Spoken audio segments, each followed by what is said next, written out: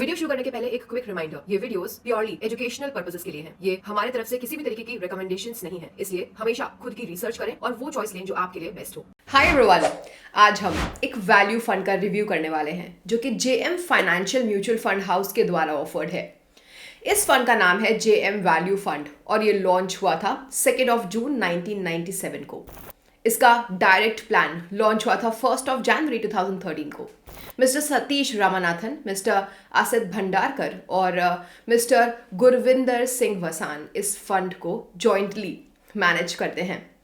Mister Satish Ramanathan इस fund को अगस्त 20, 2021 से मैनेज कर रहे हैं। इनके पास टोटल वर्क एक्सपीरियंस है अराउंड 3 दशक का। वहीं असित भंडारकर इस फंड को दिसंबर 2006 से मैनेज कर रहे हैं। इनके पास टोटल एक्सपीरियंस है ओवर 20 इयर्स का। गुरविंदर सिंह वसान इस फंड के डेट पोर्शन को मैनेज कर रहे हैं। ये इस फंड को 1 दिसंबर 2022 से मैनेज कर रहे हैं। इनके पास टोटल वर्क एक्सपीरियंस है ओवर 20 इयर्स का। जेएम वैल्यू फंड बेंचमार्क्ड है S&P BSE 500 total return index के अगेंस्ट और इसके डायरेक्ट ऑप्शन का एक टोटल एक्सपेंस रेशियो है 1.81% पर एनम का।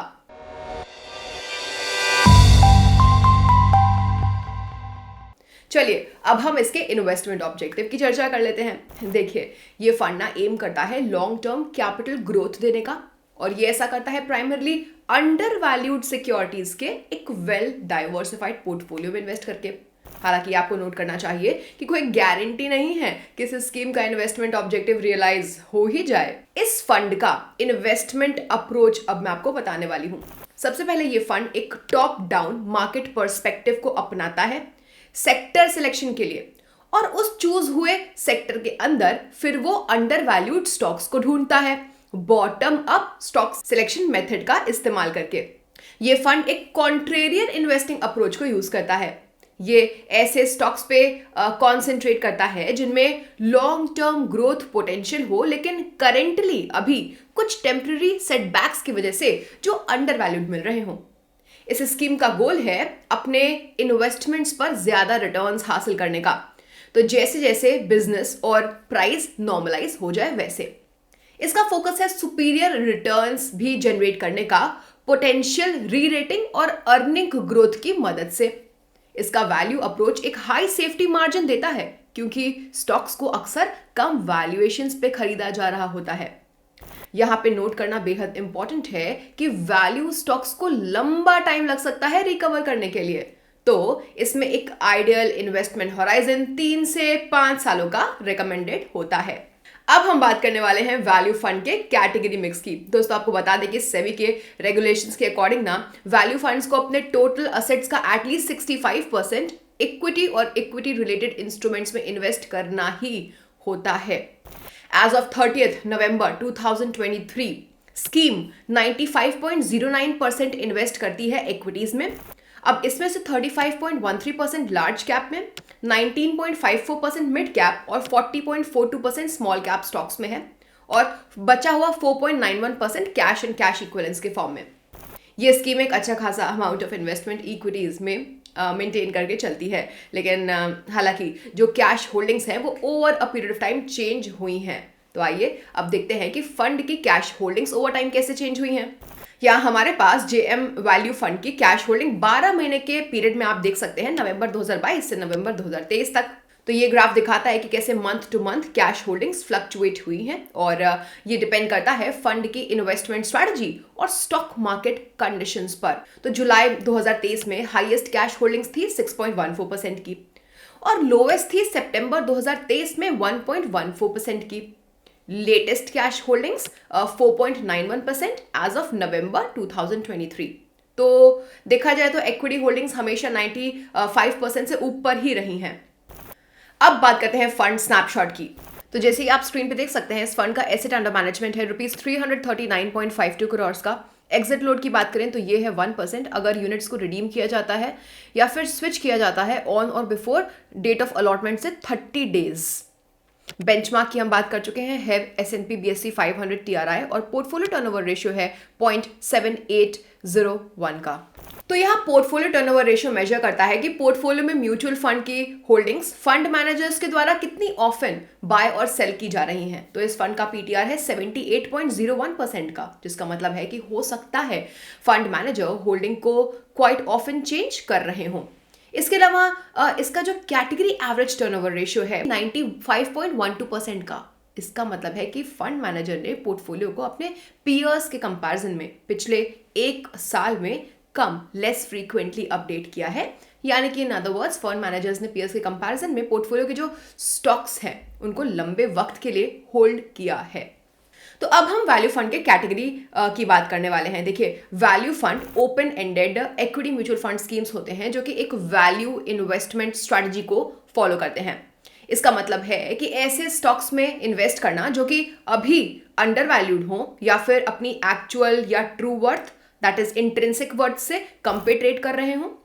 वैल्यू फंड्स में जो स्टॉक्स होते हैं ना, वो ऐसे बिजनेस या फिर अंडर वैल्यूड असेट्स को रिप्रेजेंट कर सकते हैं जो कि अक्रॉस मार्केट स्पेक्ट्रम से आए हुए हों, like large mid and small caps. ऐसे स्टॉक्स को सिलेक्ट करने का प्राइमरी रीजन होता है कि ये कुछ टेम्पररी फैक्टर्स के वजह से अभी अंडर वैल्यू चल रहे हैं, लेकिन ये स्टॉक्स लॉन्ग रन में हायर रिटर्न्स प्रोवाइड करेंगे। तो सेबी ने म्यूचुअल फंड स्कीम्स को कैटेगराइज और डिफाइन किया था साल 2017 में, और ये बेहद ज़रूरी हो गया था इक्विटी म्यूचुअल फंड स्कीम्स में यूनिफॉर्मिटी बनी रहे, इसे इंश्योर करने के लिए। लार्ज कैप, मिड कैप और स्मॉल कैप स्टॉक्स को कैटेगराइज किया गया है उनकी फुल मार्केट कैपिटलाइजेशन के बेसिस पे। कैसे, आइए समझते हैं। तो मार्केट कैप के बेसिस पर इंडियन स्टॉक एक्सचेंज पर फर्स्ट से 100th रैंक वाली जो लिस्टेड कंपनीज है ना, उन्हें कैटेगराइज किया गया है एज लार्ज कैप कंपनीज। वहीं वो लिस्टेड कंपनीज जो अपनी मार्केट कैपिटलाइजेशन के बेसिस पे इंडियन स्टॉक एक्सचेंज पे 101st से 250th पे रैंक हैं, वो mid cap, and similarly 250th position के बाद वाली जो लिस्टेड कंपनीज हैं those are categorised as small cap companies. तो अब हम बात करने वाले हैं पोर्टफोलियो एनालिसिस की। Friends, as of 30th November 2023 fund का पोर्टफोलियो अक्रॉस 52 स्टॉक्स में स्प्रेड था, और वहीं टॉप 10 स्टॉक्स फंड के नेट एसेट्स का 31.04% कंट्रीब्यूट करते हैं। As of November 2023 highest weighted stock था लार्सन एंड ट्यूब्रो लिमिटेड का, LNT का, जिसका फंड के पोर्टफोलियो में 3.66% का एक्सपोजर था। अगर हम मई 2023 का फंड पोर्टफोलियो चेक करें तो टॉप 5 होल्डिंग्स सेम नहीं थी। इन्फोसिस और Kalpataru power transmission limited portfolio का पार्ट नहीं थे नवंबर 2023 में, जो कि इसके slightly higher portfolio turnover ratio से काफी साफ है ही, क्लियरली एविडेंट है। अब अगर हम HDFC बैंक को देखें तो इसकी होल्डिंग्स फंड पोर्टफोलियो में सिग्निफिकेंटली कम हुई हैं। नवंबर 2022 में ये 5.03% थी, नवंबर 2023 में ये घट करके 3.20% पर आ गई हैं। अब आते हैं REC लिमिटेड पे। इसकी होल्डिंग्स फंड पोर्टफोलियो में नवंबर 2022 से नवंबर 2023 तक ऑलमोस्ट कंसिस्टेंट रही हैं। और अगर हम LNT को देखें तो इसकी होल्डिंग्स फंड पोर्टफोलियो में कम हुई हैं। नवंबर 2022 में 4.79% थी, नवंबर 2023 में घट के 3.66% पे आ गई हैं। फंड ने जुलाई 2023 में ITC लिमिटेड को अपने पोर्टफोलियो में ऐड किया था। अब हम फंड का इंडस्ट्री एलोकेशन डेटा देखने वाले हैं। एज ऑफ नवंबर 2023 फंड की टॉप 5 इंडस्ट्री एलोकेशंस थे। Financial services at 19.19%, capital goods 7.65%, IT 7.64%, health care 6.29% और कंस्ट्रक्शन 6.15% पे। अगर आप मई 2023 महीने के लिए फंड का सेक्टर एलोकेशन देखेंगे तो टॉप 5 सेक्टर्स ऑलमोस्ट सेम थे। इसके अलावा अगर आप नवंबर 2022 महीने के लिए भी फंड का सेक्टर एलोकेशन चेक करेंगे तो भी टॉप 5 सेक्टर्स ऑलमोस्ट सेम थे। अब हम स्कीम रिस्कोमीटर की बात करने वाले हैं। फ्रेंड्स, JM वैल्यू फंड को वेरी हाई रिस्क इन्वेस्टमेंट के तौर पे कैटेगराइज किया गया है, क्योंकि ये फोकस करता है स्टॉक्स पे जो अपने नेचर में इनहेरेंटली वॉलेटाइल होते ही हैं। ध्यान रखिएगा कि फंड आपको जरूरी नहीं है कि वैसे रिटर्न्स दें जो आप एक्सपेक्ट कर रहे हैं, और ये रिटर्न्स काफी डिफरेंट हो सकते हैं। आपको जरूरत होगी पेशेंट रहने की और लॉन्ग टर्म सोचने की जब आप स्टॉक्स में या म्यूचुअल फंड्स में इन्वेस्ट कर रहे हैं। तो इससे आपको स्टॉक मार्केट में हो रहे अप्स एंड डाउन्स से कोप करने में मदद मिलेगी, डील करने में मदद मिल सकती है। लेकिन इसके पहले कि आप इन्वेस्टमेंट करें, आपको पता होना चाहिए कि आप कितना रिस्क हैंडल कर सकते हैं और आप अपने इन्वेस्टमेंट से क्या अचीव करना चाहते हैं। अब हम परफॉर्मेंस एनालिसिस की बात करने वाले हैं। तो अगर आपने JM value fund direct plan growth में इसके इंसेप्शन से यानी कि जनवरी 2013 से ही 1 लाख रुपए इन्वेस्ट कर दिए होते ना, तो आपको अराउंड 5 लाख रुपीज मिल गए होते। इसने एक 17.45% का एनुअलाइज्ड रिटर्न दिया है अपने इंसेप्शन से यानी कि बिगनिंग से। इस फंड ने लास्ट 3 इयर्स में 28.83% का एनुअलाइज्ड रिटर्न दिया है और ये एक बहुत ही अच्छा रिटर्न है उन इन्वेस्टर्स के लिए जो कि लॉन्ग टर्म वेल्थ क्रिएशन ढूंढ रहे हों। तो हम कह सकते हैं कि फंड के रिटर्न्स ने स्कीम में जो रिस्क है उसको जस्टिफाई कर दिया है। चलिए अब हम स्कीम के स्टैंडलोन परफॉर्मेंस को देखने के साथ साथ इसके परफॉर्मेंस को इसके बेंचमार्क के अगेंस्ट भी देख लेते हैं। अब आप स्क्रीन पे as of 30 November 2023 JM value fund का परफॉर्मेंस इसके बेंचमार्क के कंपैरिजन में देख सकते हैं।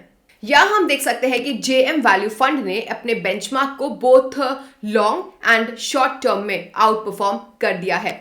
अगर हम 3 सालों के रिटर्न्स को देखें तो इसने एक CAGR दिया 28.01% का अगेंस्ट इट्स बेंचमार्क जो कि है S&P BSE 500 जिसने 20.21% ही दिया है। अब अगर हम 1 ईयर के रिटर्न को चेक करेंगे तो फंड का जो CAGR था वो था 36.66% का और वहीं बेंचमार्क का 13.44% का। 5 ईयर के पीरियड में फंड ने CAGR ऑफ 20.33% जनरेट किया है अपने बेंचमार्क के अगेंस्ट जिसने 16% रिटर्न जनरेट किया है सेम पीरियड में। अब आइए देखते हैं कि फंड ने अपने पीयर्स के कंपैरिजन में कैसा परफॉर्म किया हुआ है। तो अब आप स्क्रीन पे पीयर ग्रुप परफॉर्मेंस और पीयर ग्रुप के साथ रैंकिंग्स देख सकते हैं एज ऑफ December 16, 2023। यहाँ पे हम क्लियरली कह सकते हैं कि फंड अपने पीयर्स को both long and short term में आउट परफॉर्म कर पाया है। फंड ने जो रैंकिंग्स रिसीव की हैं वो है as high as second, fourth and second, 1, 3 and 5 year period respectively के लिए। मूविंग फॉरवर्ड अब हम क्रिटिकल रेशियोज की बात करने वाले हैं। फ्रेंड्स, म्यूचुअल फंड्स वेल्थ को ग्रो करने का एक बहुत ही अच्छा टूल हो सकता है।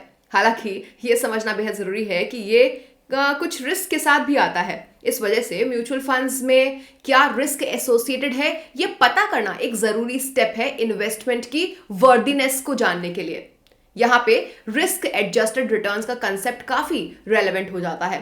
तो रिस्क एडजस्टेड रिटर्न्स एक काफी स्मार्ट तरीका देते हैं ये कंपेयर करने का कि एक फंड कैसा परफॉर्म कर रहा है in comparison to the risk जो वो बियर कर रहा है, उठा रहा है। और कई रेशियोज होते हैं जो हमें इस रिस्क एडजस्टेड रिटर्न्स को नापने में, इवैल्यूएट करने में मदद कर सकते हैं। उनमें से कुछ इंपॉर्टेंट वंस हम डिस्कस करने वाले हैं। सबसे पहला डिस्कस कर रहे हैं स्टैंडर्ड डेविएशन। तो ये फंड के पोर्टफोलियो से जनरेट होने वाले टोटल रिस्क को मेजर करता है और ये एक कॉम्प्रहेंसिव रिस्क मेजरमेंट टूल है। तो जेएम वैल्यू फंड का स्टैंडर्ड डेविएशन है 13.63% का। दूसरा है बीटा। तो ये वो रेशियो है जो बेंचमार्क के कंपैरिजन में फंड के रिस्क को मेजर करता है। 1 से कम बीटा वाले फंड को मार्केट के कंपैरिजन में जनरली कम रिस्की माना जाता है। अब जेएम वैल्यू फंड का बीटा 0.88 है जो बताता है कि ये मार्केट कंपैरिजन में लेस रिस्की ही है। तीसरा रेशियो है शार्प रेशियो। तो ये ना फंड द्वारा जनरेटेड रिस्क एडजस्टेड रिटर्न्स को नापता है। अगर आसान शब्दों में कहें तो ये इंडिकेट करता है कि फंड द्वारा लिए गए हर एक यूनिट ऑफ रिस्क के बदले कितना एक्सेस रिटर्न जनरेट करके इसने दिया है। तो इस जेएम वैल्यू फंड का शार्प रेशियो है 1.61 का, जिसका मतलब है कि हर एक यूनिट ऑफ रिस्क के लिए इस फंड ने 1.61 टाइम्स के एक्सेस रिटर्न्स जनरेट करके दिए हैं। फ्रेंड्स, अब हम अपने कंक्लूजन पे आ चुके हैं। तो फाइनली हम कह सकते हैं कि जेएम वैल्यू फंड काफी वेल डाइवर्सिफाइड फंड है जो कि एक्सपीरियंस्ड प्रोफेशनल्स द्वारा मैनेज्ड है। हालांकि इस फंड का हायर पोर्टफोलियो टर्नओवर रेशियो है इसके पीयर्स के कंपैरिजन में। इसके अलावा फंड ने अपने पीयर्स और अपने बेंचमार्क दोनों को ही both long and short term में आउट परफॉर्म कर दिया है। हालांकि आपको बेहद माइंडफुल रहना होगा कि ये फंड एक बहुत हाई रिस्क कैटेगराइजेशन में फॉल करता है और इसे आप इन्वेस्टमेंट कंसिडर करें उसके पहले आपको अपने रिस्क टॉलरेंस को ज़रूर नाप लेना चाहिए। ये फंड बेस्ट सूटेड है उन इन्वेस्टर्स के लिए जिनका एक लॉन्ग टर्म इन्वेस्टमेंट होराइजन हो और हायर रिस्क टॉलरेंस हो। Friends, that's all for today's video. अगर आपको ये वीडियो पसंद आई है तो प्लीज़ इसे लाइक करना मत भूलिएगा। इसे अपने नेटवर्क के साथ शेयर करिएगा और ऐसे ही इनक्रेडिबल कंटेंट के लिए हमारे चैनल को सब्सक्राइब जरूर कर लीजिएगा। Thank you for watching. मिलते हैं नेक्स्ट वीडियो में, तब तक के लिए bye bye and happy investing.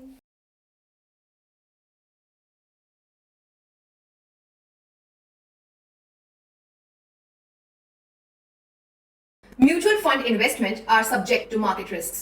Read all the scheme related documents carefully before investing. Mutual funds are not exchange traded product, and Next Billion Technology Private Limited facilitates investment in mutual fund through BSC Star platform. Dispute with respect to mutual fund through our platform would have access to exchange investor redressal forum or arbitration mechanism.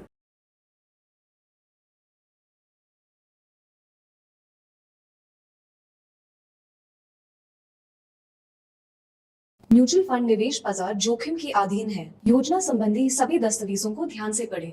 Mutual fund investments are subject to market risks. Read all scheme related documents carefully.